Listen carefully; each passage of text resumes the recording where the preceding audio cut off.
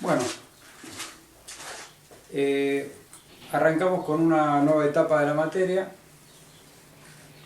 y vamos a ingresar en forma muy sucinta y muy específica, o sea, temas muy puntuales, o sea, no vamos a entrar en demasiado detalle, pero sí por lo menos tener una introducción, tener un vistazo general de lo que es el PET.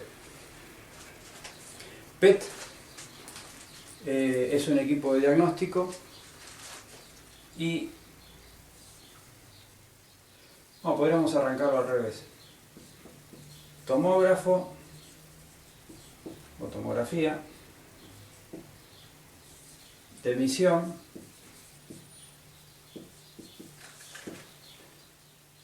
vamos a bajarlo hasta acá, de positrones.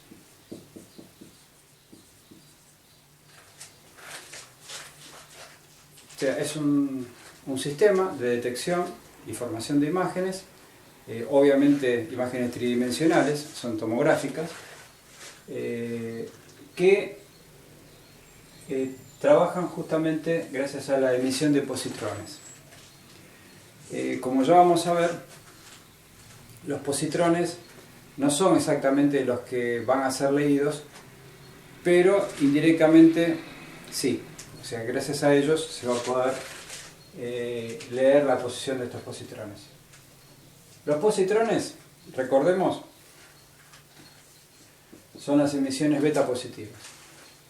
¿Sí? Un positrón es un electrón, por decirlo así, de manera muy burda, con carga positiva en vez de negativa. Eso es un positrón. ¿Quién lo emite? Lo emiten muchos elementos radiactivos. ¿Sí? El que nosotros se usa por excelencia a nivel mundial, el elemento radiactivo que más se usa es el flúor 18. Vamos a poner así, flúor 18. 18 obviamente es la masa atómica.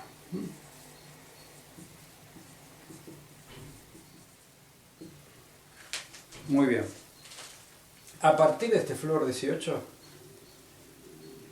lo que se va a hacer es formar la imagen. ¿Cómo? Eso es lo que vamos a estudiar de ahora en más. Hablemos un poquito de lo que es el flúor 18. El flúor 18 es un producto de ciclotrón. ¿Se acuerdan cuando vimos ciclotrón? Ese acelerador de partículas que está formado por dos Ds y esas partículas aceleradas son proyectiles, una especie de proyectiles subatómicos que van apuntados a un cierto target, a un cierto objetivo. Esa es la base del funcionamiento del ciclotrón, o sea que cuando sale esta partícula subatómica acelerada en el ciclotrón, va a apuntar y va a ser dirigida a un target, a un objetivo en particular. En el caso de la generación del flúor 18, lo que va a ocurrir es que de ese ciclotrón salen a gran velocidad, o sea, con una gran energía cinética del orden de los MeV, protones a alta velocidad, con una alta energía cinética. ¿A dónde van a impactar? A un lugar pequeño, obviamente, que es muy pequeño el recipiente, que va a estar contenido, va a tener como contenido este recipiente agua pura. Pero tiene algo en particular. Este oxígeno va a ser un isótopo del oxígeno, va a ser un oxígeno 18. ¿Sí? Entonces, ¿qué es lo que ocurre?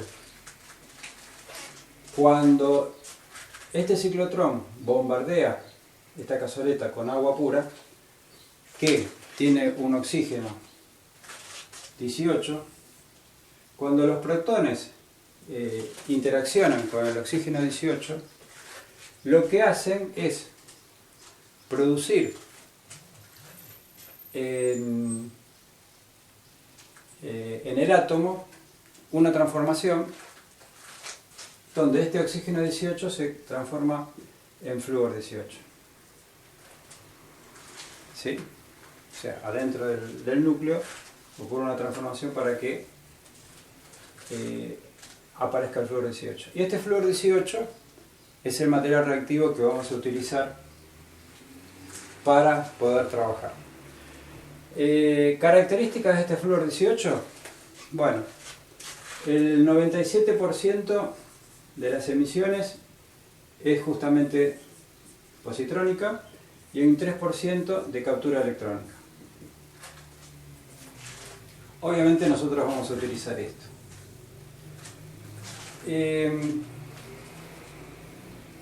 Este flúor, así solito, no es el que va a poder inyectarse en los pacientes, ¿sí? En realidad, a continuación, a la salida de este producto del ciclotrón, que va a ser el flúor 18, ese flúor 18 pasa a otro sector de lo que es el laboratorio de radioquímica y por un proceso de radiofarmacia, obviamente, que está absolutamente fuera de este curso porque es bastante complejo, este flúor 18 se transforma en FDG. FDG es justamente un compuesto que es una especie de glucosa y el nombre viene de fluoro desoxiglucosa.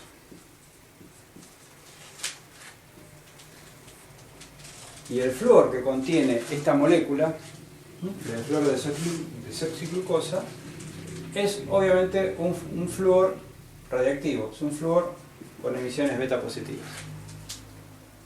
¿Sí?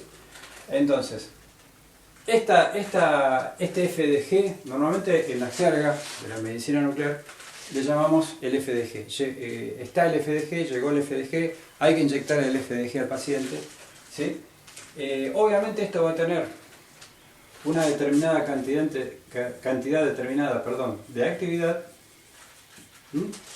que normalmente se la mide en milicuries, de una forma muy similar al tecnesio 99 metastable, nada más que estamos midiendo actividades justamente del flúor en este caso. Características. Este flúor emite radiaciones beta positivas. En la manipulación del flúor con radiaciones beta positivas, obviamente hay que tener mucho cuidado porque esas radiaciones beta positivas afectan a la persona que las manipula, porque son radiaciones que que pueden llegar a ser bastante dañinas, especialmente a nivel piel. Y normalmente estas beta positivas, simplemente con una pequeña recubrimiento de acrílico, se pueden llegar a frenar con cierta facilidad. O sea que ya hay una determinada espesor de acrílico, ya se frena. Muchísimo más si está en un recipiente de plomo.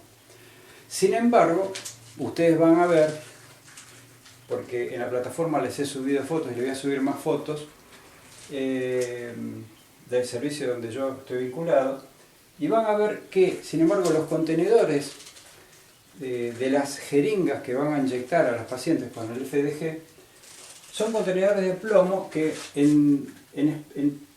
más o menos en volumen real son así. Acá tienen una manija. Todo esto es plomo. Y por acá entra la jeringa. Entra así la jeringa y se la lleva así. Se la transporta así. Esto fácil debe pesar de 3 a 5 kilos de plomo como mínimo. Yo creo que va a andar más por los 5 que por los 3. Ahora ustedes dicen, bueno, ¿cómo puede ser entonces si la beta positiva la frenamos rápidamente? ¿Cuál es el inconveniente? El inconveniente que hay es que justamente esta beta positiva,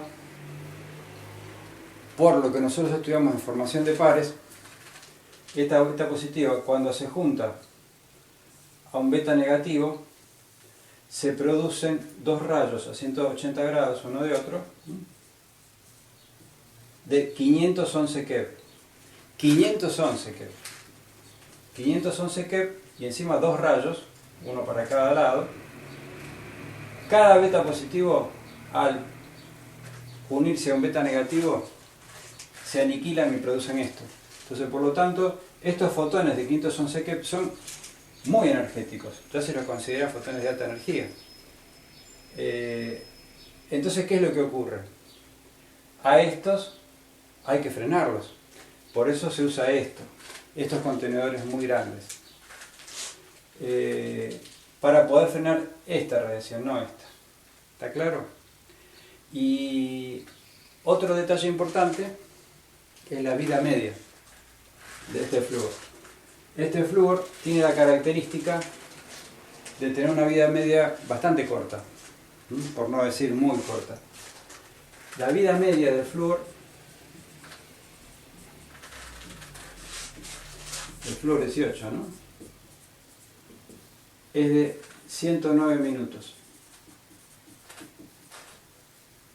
109, algo, así que aproximadamente vamos a poner 110 minutos. Es una vida media muy corta. Entonces viene la pregunta del millón, la pregunta que generalmente se hacen, especialmente los que vivimos en ciudades que son grandes pero no tan grandes. Nosotros vivimos en Argentina, pero estamos en una ciudad que no es una ciudad de las...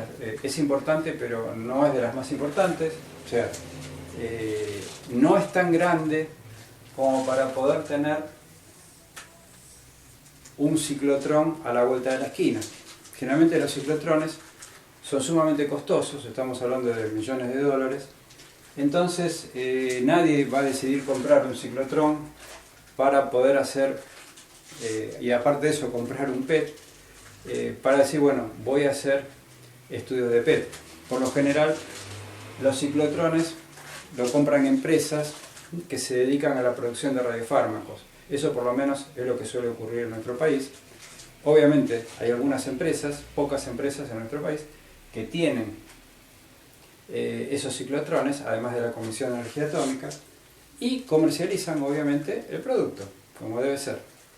Pero ¿qué pasa? Nosotros vivimos, en nuestro caso, en nuestra ciudad, vivimos a 4 horas de distancia en transporte terrestre de la primera ciudad más cercana que tiene un ciclotrón. O sea, Buenos Aires está a 4 horas de auto de Mar del Plata. Entonces, ¿qué pasa? ¿Cómo hacemos? Acá en Mar del Plata en este momento hay 2 PET-CT instalados y funcionando correctamente, y ya se está, dentro de un tiempo se va a instalar otro, seguramente. Entonces son 3 equipos que a fin de año posiblemente ya estén. ¿Y cómo hacen para trasladar ese flúor si acá en la ciudad no hay ciclotrón? ¿Cómo se lo traslada? Bueno, hay varias maneras. Se puede trasladar por avión o se puede trasladar también por vía terrestre. Son las 2 opciones. El problema del avión, ¿cuál es? Que generalmente por mal tiempo se puede suspender el vuelo. Por inconvenientes en el avión también puede pasar que se retrase el vuelo, como es común. Además no hay muchos vuelos de Buenos Aires a Mar del Plata. Bueno, ahora en época de pandemia muchísimo menos todavía, no hay directamente. Entonces, y muchas veces los comandantes de la aeronave, ha pasado ya históricamente, que deciden no subir material radiactivo al avión. Al menos en nuestro país. Entonces eso nos dificulta mucho el tema del traslado aéreo. Por lo tanto, ya los 2 grandes laboratorios que hay en Buenos Aires que producen flúor con ciclotrón han decidido ofertarlo vía terrestre, y de hecho lo hacen así, y lo hacen bien, están funcionando muy bien, generalmente están llegando muy a tiempo, pero el tema es cómo llegan. ¿Por qué? Porque una cosa es, como en medicina nuclear ocurre, que yo tengo el generador radiactivo en el servicio de medicina nuclear, y yo cuando deseo obtener tecnecio, simplemente eluyo el generador a la mañana y yo tengo tecnecio durante el día. Acá no. Acá se complica mucho. Y esto se lo digo porque muchos de ustedes que quizás estén escuchando, estén también en ciudades que no son tan grandes y les pueda ocurrir lo mismo. ¿Qué se hace? ¿Cómo se hace en estos casos? Es muy simple. Si nosotros en el servicio de PET necesitamos que, por ejemplo, a las 10 de la mañana tener 50 milicuríes de flúor 18,